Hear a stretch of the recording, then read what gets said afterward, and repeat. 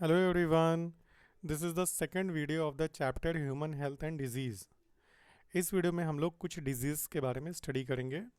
इसके पहले वाले वीडियोस में हम लोग ने जो इंट्रोडक्शन इस चैप्टर का वो देखा था, और इस चैप्टर में आइए हम लोग डिजीज़ के बारे में जानते हैं कि आपकी कोर्स में क्या क्या है डिजीज़ हैं। आइए देखिए, फर्स्ट ऑफ ऑल डिजीज़ जानने से पहले हमें पता होना चाहिए कि पैथोजेंस क्या होते हैं, है ना। तो ऑर्गेनिज्म दैट कॉज डिजीज़ मतलब ऐसे ऑर्गेनिज्म जो डिजीज़ कॉज करते हैं, जिनकी वजह से हमें डिजीज़ होती है, या अगर किसी होस्ट की बॉडी पे हैं और उनको डिजीज़ कॉज करते हैं तो होस्ट को डिजीज़ होती है, तो दे आर कॉल्ड पैथोजेंस। मतलब ऐसे ऑर्गेनिजम्स जो डिजीज़ कॉज करते हैं, मतलब जो खुद कॉजेटिव एजेंट होते हैं, उन्हें कहते हैं पैथोजेंस। देखो, पैथो का मतलब होता है डिजीज़, और जेंस का मतलब होता है जनरेट करने वाले, मतलब डिजीज़ जनरेट करने वाले या डिजीज़ कॉज करने वाले। पैथो मतलब डिजीज़, इसलिए कहीं जगह पे आपने देखा होगा पैथोलॉजी लिखा होता है। तो पैथोलॉजी मतलब जहाँ पे डिजीज़ की स्टडी होती हो। तो वैसे ही पैथोजेंस का मतलब है जो डिजीज़ कॉजिंग ऑर्गेनिजम्स हैं, they are called pathogens. They are usually micro organism, generally ये माइक्रो ऑर्गेनिजम्स होते हैं, इन्फेक्टिव ऑर्गेनिजम्स होते हैं, जैसे बैक्टीरिया है, फंजाई हैं, वायरसेस हैं, इन सब की बात करते हैं। बट ये ज़रूरी नहीं कि वो हमेशा माइक्रो ऑर्गेनिजम्स ही हों, क्योंकि बहुत सारे मल्टी सेलुलर ऑर्गेनिज्म, जैसे बहुत से वर्म्स होते हैं, जैसे टेनिया सोलियम है जो फ्लैट वर्म है, लिवर फ्लूक है, ठीक है, एस्कैरिस है।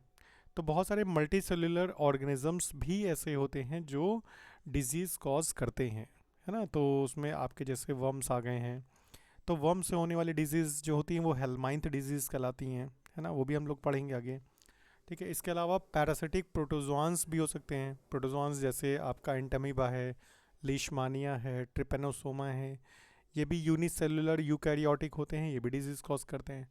तो इसको डिटेल्स में हम लोग आगे देखेंगे। फिलहाल पैथोजन का मतलब है कि ऑर्गेनिजम्स जो डिजीज़ कॉज करते हैं।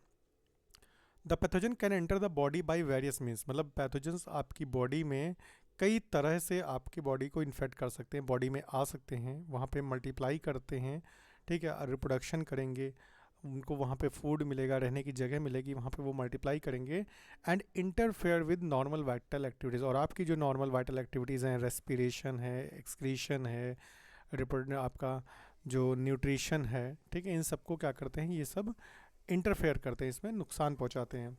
Which ultimate results in the morphological and functional damage, जिसकी वजह से आपको आपकी बॉडी में स्ट्रक्चरल और फंक्शनल डैमेज हो सकता है। ऑर्गन्स में ऑर्गन्स डिफॉर्म हो सकते हैं, ऑर्गन्स सेल्स जो हैं वो डैमेज कर सकती हैं, टिश्यू डैमेज कर सकता है, इन्फ्लेमेशन हो सकता है, स्वेलिंग हो सकती है।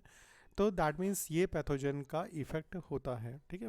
पैथोजन बॉडी में कई तरह से आ सकते हैं, ब्लड के थ्रू पहुंच सकते हैं, ट्रांसफ्यूजन में आप इनहेल करते हैं जो एयर, उसके थ्रू पहुंच सकते हैं, कंटामिनेटेड फूड वाटर के थ्रू बॉडी में जा सकते हैं, तो मतलब बहुत तरीके से।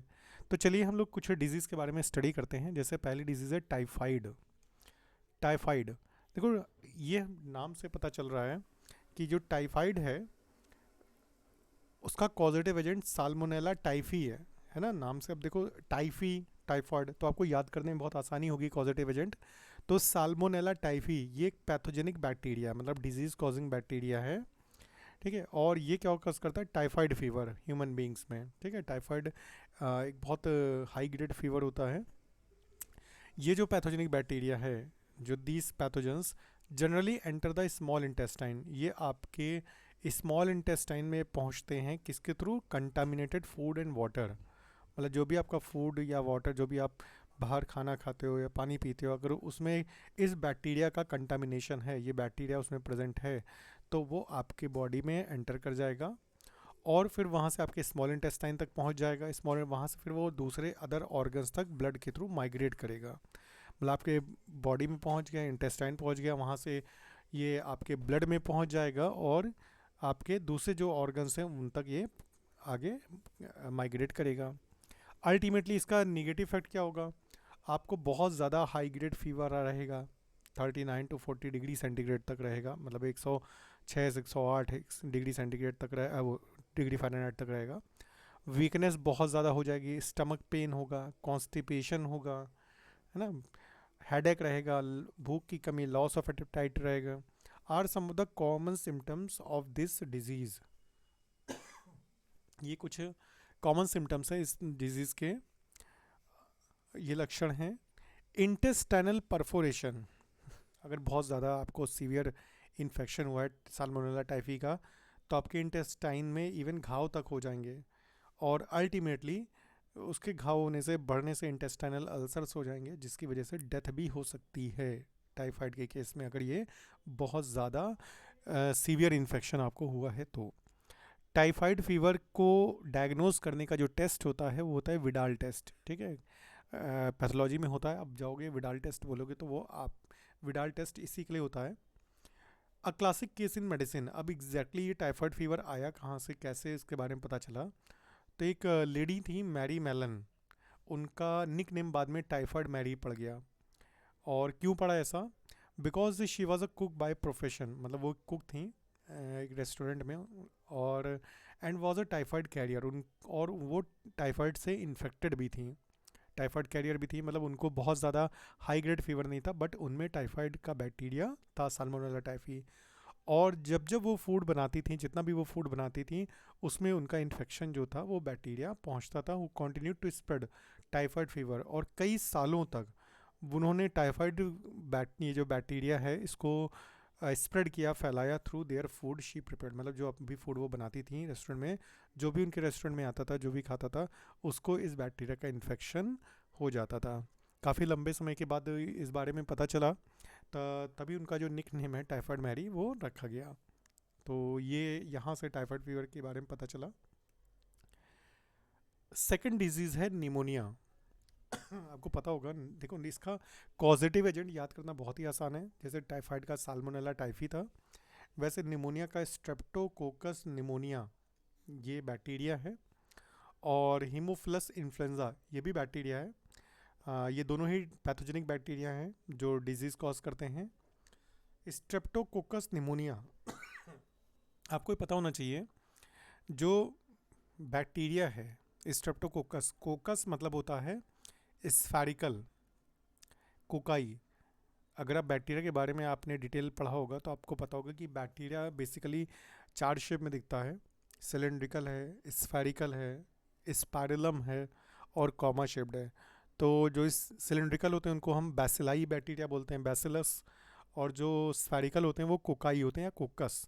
तो स्ट्रेप्टोकोकस ये बैक्टीरिया है, स्ट्रेप्टो का मतलब है चेन में होते हैं, जैसे यहाँ पे आपको दिख रहा होगा ये बैक्टीरिया, यहाँ पे ये आपको चेन में दिख रहा है, ये स्ट्रेप्टोकोकस बैक्टीरिया है, स्ट्रेप्टोकोकस निमोनिया। और हीमोफिलस इन्फ्लुएंजा ये दोनों ही निमोनिया डिजीज़ कॉज करते हैं ह्यूमंस में। इसमें एग्जैक्टली होता क्या है कि इसमें जो आपका लोअर रेस्पिरेटरी पैसेज है, लोअर रेस्पिरेटरी पैसेज मतलब जहाँ पे गैसेस एक्सचेंज होता है, दैट मीन्स एल्वियोलाई की बात कर रहे हैं, वो वहाँ पे बहुत ज़्यादा फ्लूइड म्यूकस फिल हो जाता है, बहुत ज़्यादा फ्लूइड सेक्रेशन भर जाता है लंग्स में, जिसकी वजह से ब्रीदिंग प्रॉब्लम होती है, रेस्पिरेशन प्रॉब्लम्स होती हैं, ठीक है। एल्वियोलाई क्या होते हैं? इन्फेक्शन, अगर इन्फेक्शन ज़्यादा रहा फ्लूइड में तो क्या होगा कि सीवियर प्रॉब्लम्स आपको रेस्पिरेशन में होगी। निमोनिया में सिम्टम्स आपको ये होंगे कि आपको फीवर चढ़ेगा बहुत ज़्यादा, कपकपी रहेगी, चिल्स रहेगा, कफ रहेगी, खांसी रहेगी, और हेडेक, सर दर्द बना रहेगा बहुत तेज़ से। और अगर आपको हाई ग्रेड निमोनिया है तो आपके जो लिप्स हैं, फिंगर नेल्स हैं, ये ग्रे से ब्लूइश कलर तक हो जाएंगे आपके। हेल्दी पर्सन को इन्फेक्शन जो होता है वो इनहेलिंग द ड्रॉपलेट्स एरोसल, कोई अगर इन्फेक्टेड पर्सन है, अगर वो छींक रहा है या खांस रहा है, तो उसका जो ड्रॉपलेट्स हैं जो उसके खांसी से या छींकने से निकलते हैं, अगर उसको कोई भी हेल्दी पर्सन इनहेल कर लेता है तो उससे ये निमोनिया जो डिजीज़ है ये फैल सकती है, स्ट्रेप्टोकोकस निमोनिया का इन्फेक्शन हो सकता है। या किसी इन्फेक्टेड पर्सन का अगर आपने उसके ग्लास, उसके बर्तन, या उसका अगर आपने कोई यूज़ किया यूटेंसिल है उसको यूज़ किया है, तो उससे भी आपको इन्फेक्शन फैल सकता है निमोनिया का। मेनली हमें देखो इसका कॉजेटिव एजेंट याद करना है, स्ट्रेप्टोकोकस निमोनिया और हीमोफिलस इन्फ्लुएंजा। जनरली ये आपका जो रेस्पिरेशन प्रॉब्लम है, यहाँ पे देखिए ये निमोनिया में जो एल्वियोलाई हैं ये फ्लूइड से भर जाते हैं, जिसकी वजह से रेस्पिरेशन प्रॉब्लम होती है, ब्रीथिंग प्रॉब्लम होती है, और अल्टीमेटली रिजल्ट्स क्या हो जाता है कि डेथ तक हो सकती है सीवियर केस में। डिसेंट्री, प्लेग और डिप्थीरिया ये कुछ दूसरी डिजीज़ हैं, बैक्टीरियल डिजीज़, जो मैन में हो सकती हैं। तो अगर हम नेम याद कर दें तो आप याद कर लीजिएगा, टाइफाइड है, निमोनिया है, डिसेंट्री है, प्लेग है, डिप्थीरिया है। ये कुछ बैक्टीरियल इन्फेक्शन से होने वाली डिजीज़ हैं। बहुत सारे वायरसेस जो होते हैं वो भी डिजीज़ कॉज करते हैं ह्यूमन बींग्स में। तो कुछ वायरसेस के बारे में हम लोग जान लेते हैं। जैसे बहुत कॉमन वायरस है राइनो वायरस। देखो राइनो वायरस आपको एज पर द नेम, देखो राइनो वर्ड कहीं भी आएगा जनरली वो नोज़ या नेज़ल पैसेज से रिलेट होगा। जैसे आपने देखा होगा कि जो राइनोसेरस होता है गैंडा, उसमें आगे देखिए उसको उसके बहुत ज़्यादा नोज़ पे जो उसका हेयर्स होता है उससे भी एक हॉर्न बहुत सींग जैसा निकला रहता है, तो राइनोसेरस है। तो राइनो वर्ड हमेशा याद रखिएगा कि ये नोज़ या नेज़ल पैसेज से होता है, रिलेट करता है। तो राइनो वायरस वो ग्रुप है वायरसेस का जो इन्फेक्शस होता है ह्यूमन के लिए, और जनरली जैसे कॉमन कोल्ड है या नेज़ल पैसेज का कोई इन्फेक्शन है, देखो they infect the nose and respiratory passage but not the lungs. मतलब ये आपके लोअर रेस्पिरेटरी पैसेज में नहीं जाते हैं। ये आपका इनका इन्फेक्शन जो राइनो वायरस का होगा ये आपका अपर रेस्पिरेटरी पैसेज होगा और जनरली नेज़ल पैसेज होगा, आपका नोज़, यहाँ पे इनका इन्फेक्शन रहता है। तो ये डिफरेंस है निमोनिया और इनमें वायरस में। The common cold is characterise by nasal congestion. अगर आपको कॉमन कोल्ड हुआ है तो आपको आपकी नाक बंद रहेगी, डिस्चार्ज बहुत ज़्यादा नेज़ल डिस्चार्ज हो सकता है, बह सकती है बहुत ज़्यादा नाक, सोर थ्रोट, आपके गले में खराश रहेगी, होर्सनेस, आप भारीपन रहेगा गले में, कड़वाहट रहेगी, खांसी रहेगी, सर दर्द होगा, ठीक है, और बहुत ज़्यादा थकान रहेगी। और लगभग इसका इन्फेक्शन जो होता है वो 3 से 7 दिन तक रहता है। नॉर्मली 3 से 7 दिन तक आपको इन्फेक्शन रहेगा, फिर अल्टीमेटली धीरे धीरे अपने आप ठीक होगा। इसमें भी इन्फेक्शन जो होता है वो जनरली ड्रॉपलेट इन्फेक्शन होता है। जो ड्रॉपलेट्स होती हैं, अगर कोई इन्फेक्टेड पर्सन है वो खांस रहा है या छींक रहा है, और अगर किसी ने, कोई हेल्दी पर्सन ने डायरेक्टली उसको इनहेल कर लिया ड्रॉपलेट्स को, तो उसके थ्रू ये जो वायरस है ये जो है ट्रांसमिट हो जाता है। या फिर अगर कोई इन्फेक्टेड पर्सन है जिस जैसे वो पेन यूज़ कर रहा है, बुक है, कप्स हैं, डोर नॉब्स यूज़ कर रहा है, अगर कंप्यूटर कीबोर्ड है, माउस, मतलब उसके जो जनरली उसने जो जी चीज़ें टच की हैं या यूज़ की हैं उससे भी आपको इन्फेक्शन हो सकता है राइनो वायरस का। That cause infection in the healthy person.